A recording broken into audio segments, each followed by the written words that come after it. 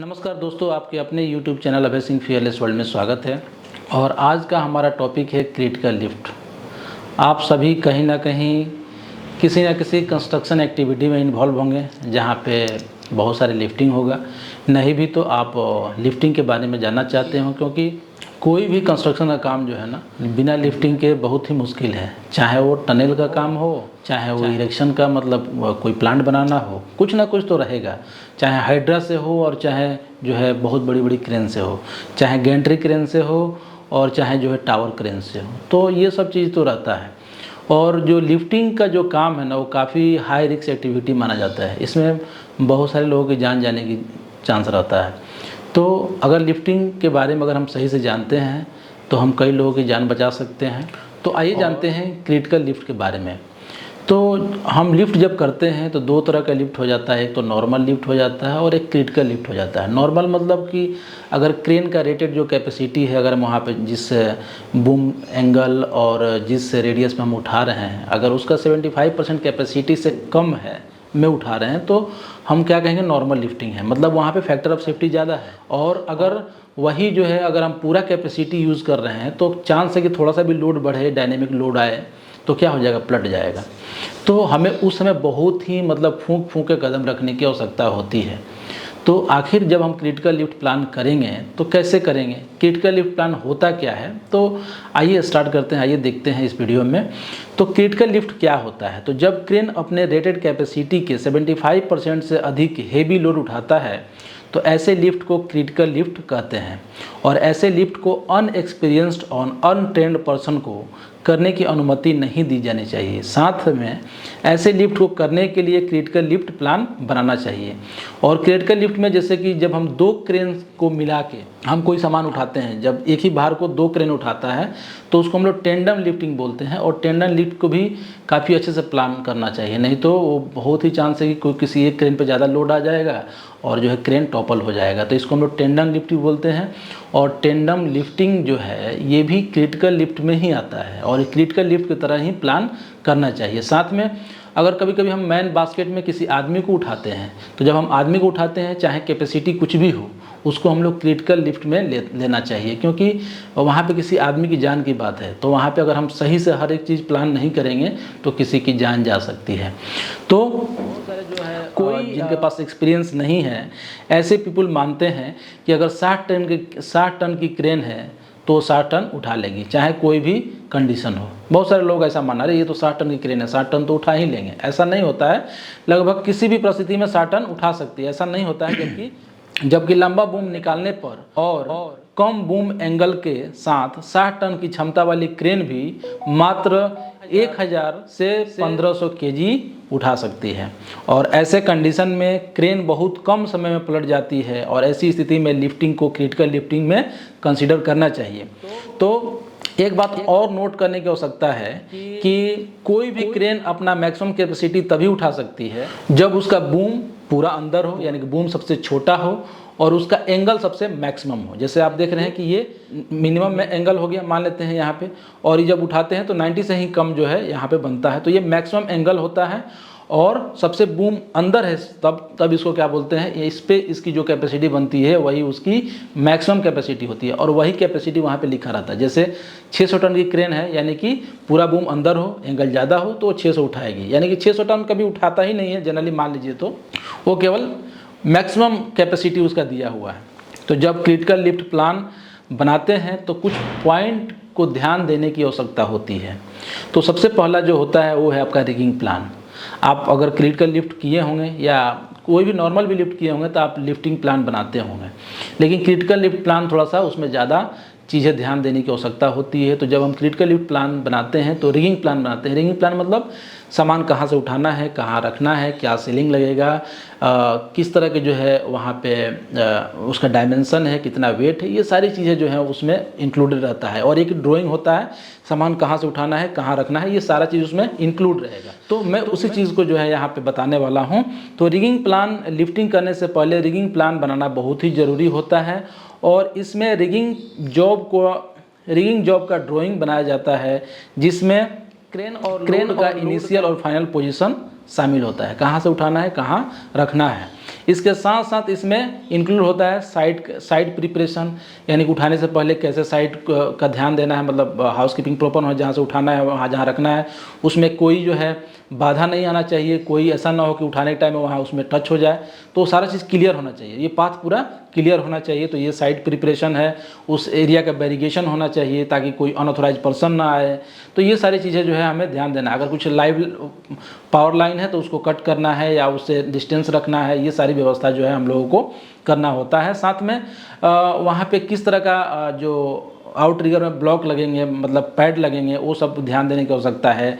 Need of rigging hardware, यानी कि कौन सा सीलिंग लगेगा, कौन सा डिसाइकिल लगेगा, कि स्प्रेडर बीम की आवश्यकता है, जो भी चीज़ें रिगिंग के लिए वहाँ चाहिए उस सबको कंसीडर करने की आवश्यकता होती है। साथ में exact dimension of the load मालूम होना चाहिए, मतलब उसका क्या डायमेंशन है, लंबाई चौड़ाई क्या है, ताकि हम लोग उसको उठाने में पता हो पाए कि वहाँ जा पाएगा कि नहीं जा पाएगा। साथ में सेंटर ऑफ ग्रेविटी कहाँ उसका सेंटर है, कहाँ पे उसको हमको सीलिंग अटैच करना है, ये सारी चीज़ें उसमें हम लोग क्या करते हैं, काम करने से पहले सारी चीज़ों को कंसिडर करते हैं। साथ में इनिशियल पोजीशन में क्या रेडियस चाहिए, बूम एंगल चाहिए, बूम लेंथ चाहिए, अमाउंट ऑफ स्विंग क्या चाहिए, साथ में फाइनल का भी, और पूरे पाथ में क्या क्या चाहिए वो जो है ये सारी चीज़ों को कंसिडर करना होता है वहाँ पे। और साथ में जो है इन सब को इंक्लूड कर ड्राइंग बना लेते हैं।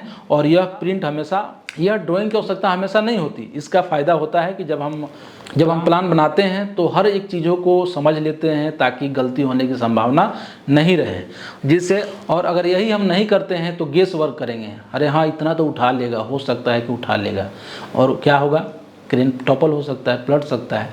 तो इसीलिए हम लोगों को अच्छे से प्लान करने की आवश्यकता होती है, और ये डॉक्यूमेंटेड होना चाहिए ताकि सारी चीज़ों को कंसिडर किया जा सके। तो अगर गेस वर्क होता है तो क्या होता है, एक्सीडेंट होने की संभावना रहेगी। और सेकेंड जो पॉइंट है वो है कि फॉर्म लेवल ग्राउंड होना चाहिए। जहाँ भी क्रेन को साइड करना है वो ग्राउंड बहुत अच्छे से कॉम्पैक्टेड होना चाहिए, या मिट्टी जो है पूरी तरह से स्टेबल होनी चाहिए वहाँ की, वो आपको चेक कर लेना है और इसकी जाँच कर लेनी चाहिए। क्रेन का आउट रिगर पूरी तरह से एक्सटेंडेड हो, और साथ में जो है उसके नीचे जो ब्लॉक या पैड हैं वो लगे होने चाहिए ताकि लोड जो है बराबर डिस्ट्रीब्यूट हो सके। और साथ में अगर क्रॉलर क्रेन है तो वहाँ पे तो आउटरिगर होगा नहीं, तो वहाँ पे जो है आपको बियरिंग मैट लगाते हैं जिससे कि लोड जो है इवनली डिस्ट्रीब्यूट हो सके। क्रेन को बराबर जगह पे साइट होना चाहिए, और मैंने बताया कि उस एरिया को बैरिगेट भी कर देना चाहिए। थर्ड जो पॉइंट है वो हम लोग जो कंसिडर करते हैं वो है रेडियस, बूम लेंथ और बूम एंगल। तो ये हमें जहाँ उठाना है और जहाँ रखना है वहाँ के कंटिन्यू हर पोजीशन पे हमें पता होना चाहिए कि क्या हो वहाँ का, ये सब बूम लेंथ और साथ में रेडियस और बूम एंगल है, ताकि जो है हम जो है हर एक लिफ्टिंग पोजीशन को पता कर पाएँ, जिससे कि हम लोड चार्ट से इसको मैच करा के और कैपेसिटी को हम लोग जान पाएंगे। फोर्थ जो है लोड एंड रिगिंग, यानी कि एग्जैक्ट लोड हमें पता होना चाहिए, यानी कितना लोड हो रहा है। आप जानते हैं कि लोड तो होता है, साथ में उसमें बहुत सारे अटैचमेंट लगा देते हैं, जैसे कि डिसाइकिल लगा देते हैं, और जो है आपको सीलिंग का यूज़ करते हैं, और भी कुछ स्प्रेडर बीम या एक्स्ट्रा जो ब्लॉक से हैं वो यूज़ करते हैं, या हो सकता है क्रेन में कुछ एक्स्ट्रा अटैचमेंट कंपोनेंट लगाते हैं, तो वो भी सारे लोड जो है इस लोड के साथ प्लस करना है, तो अब जाके एग्जैक्ट लोड मालूम होगा। तो एग्जैक्ट लोड हमें निकालना है और इसमें रिगिंग के सारे कंपोनेंट भी इंक्लूड करने हैं। और ये जो एग्जैक्ट लोड है, जो कैपेसिटी चार्ट है, उससे मैच कराना है। जो हमारा बूम, पहले तो हम लोगों ने बूम लेंथ और रेडियस ये सब देख ही लिया था, एंगल, तो उससे और ये एग्जैक्ट लोड को मैच कराना है कि हमारे लोड चार्ट में जो विद इन कैपेसिटी हो रहा है कि नहीं हो रहा है, ताकि जो है हम लोग सेफ्टी से काम कर पाएँ। साथ में रिगिंग हार्डवेयर जो है वो भी सूटेबल होनी चाहिए, यानी कि उसका फैक्टर ऑफ सेफ्टी भी बराबर होनी चाहिए, उसका इंस्पेक्शन TPI जो है थर्ड पार्टी इंस्पेक्शन तो चाहिए, और जो क्रेन है उसका भी थर्ड पार्टी इंस्पेक्शन वगैरह चाहिए। और फिफ्थ जो पॉइंट है वो है वेदर कंडीशन। अगर वेदर कंडीशन ठीक ठाक ना हो तो क्या होता है कि मान लेते हैं रिगिंग कर रहे हैं, पानी आ गया, तो पानी आने से मिट्टी क्या है, ढीली हो जाती है और क्रेन जो है पलटने का चांस रहता है, क्योंकि मिट्टी गीली होने से स्टेबिलिटी उसकी ख़त्म हो जाती है।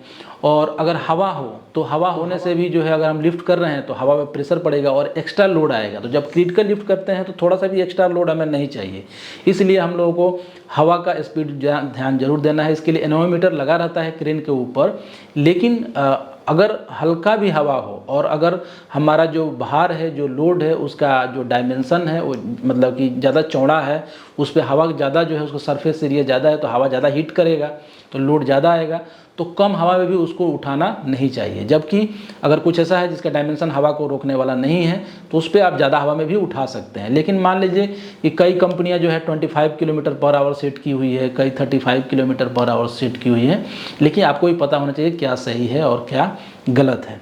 और उसके बाद जो है ऑपरेटर जो है बहुत ही इंपॉर्टेंट है, क्योंकि क्रेन का ऑपरेटर अगर सही ना हो तो हमेशा चांस रहेगा कि वो जर्क लोड देगा, मतलब कि डायनेमिक लोड आएगा और क्रेन को स्मूथली नहीं चलाएगा। तो क्रेन का ऑपरेटर जो है वो एक्सपीरियंस होना चाहिए, यानी कि कॉम्पिटेंट होना चाहिए, कि नॉलेज, एक्सपीरियंस, ट्रेनिंग, एबिलिटी, ये सारी चीज़ें होनी चाहिए उसमें, ताकि जो है वो अच्छे से काम कर पाए। साथ में सिग्नलर जो उसको सिग्नल दे रहा है वो भी बढ़िया होना चाहिए, जो रिगर उसमें जो लगा हुआ है वो रिगर जो है कॉम्पिटेंट होनी चाहिए, एक्सपीरियंस पर्सन होना चाहिए, उस तरह का काम उसने किया हो। और उसके बाद जो है जब वो क्रेन को मतलब लिफ्ट करे तो स्मूथली करना चाहिए, ताकि जो है किसी तरह का डायनेमिक लोड ना हो। इसीलिए हम लोग कॉम्पिटेंट ऑपरेटर को हायर करते हैं। उसके बाद जो है लिफ्टिंग करने के दौरान कुछ और पॉइंट को कंसीडर करना चाहिए, जैसे कि मीन्स ऑफ कम्युनिकेशन जो है, जैसे हम हैंड सिग्नल का प्रयोग करते हैं और जो हमारा सिग्नलर होता है और क्रेन ऑपरेटर होता है। जनरली हम लोग हैंड सिग्नल जो है उसको ज़्यादा प्रीफर करते हैं, क्योंकि ये ज़्यादा अच्छा होता है। अगर ये सब कहीं पे नहीं हो पा रहा है, विजुअल नहीं हो पा रहा है, तो हम लोग वॉकी टॉकी का भी यूज़ कर सकते हैं, बट उसमें थोड़ा सा कम्युनिकेशन गैप होने का चांस ज़्यादा रहता है। तो ये सब चीज़ें भी ध्यान देनी है। तो आई होप आपको ये वीडियो पसंद आया होगा कि क्रिटिकल लिफ्ट प्लान कैसे बनाते हैं, उसमें कौन से पॉइंट को इंक्लूड करते हैं और क्रिटिकल लिफ्ट प्लान कहते किसको हैं।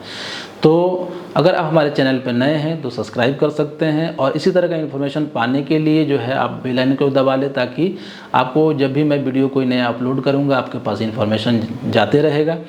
और ऐसे ही अपना प्यार बनाए रखिए। मिलते हैं अगले ऐसे ही वीडियो में, तब तक अपना ख्याल रखिए। धन्यवाद।